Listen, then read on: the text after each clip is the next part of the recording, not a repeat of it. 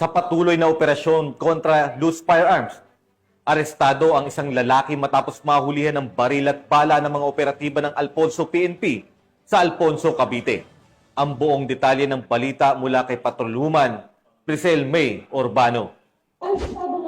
Tauhan ng Alfonso Municipal Police Station ng isang lalaki matapos mahulihan ng mga baril at bala sa barangay kay Titinga 2, Alfonso, Cavite nito lamang Martes, ika-23 ng Setyembre taong kasalukuyan.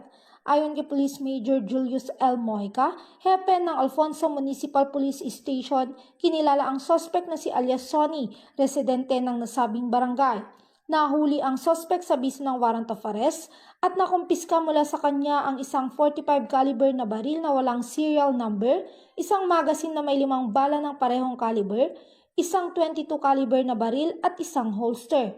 Sa kasalukuyan, nasa kustodiya ng Alfonso Municipal Police Station ang suspect habang inihahanda ang kasong paglabag sa Republic Act 10591 o ang Comprehensive Firearms and Ammunition Regulation Act na isasampa laban sa kanya. Sa isang pahayag, binigyang diin ni Police Colonel Ariel Arred, Acting Provincial Director ng Cavite PPO, na patuloy ang kanilang pagtutok sa kampanya laban sa mga loose firearms at iba pang iligal na aktibidad. Ayon sa kanya, ang Cavite Police ay nananatiling nakatuon sa pagpapanatili ng kaligtasan ng ating mga komunidad laban sa panganib na dulot ng mga loose firearms at iba pang iligal na gawain.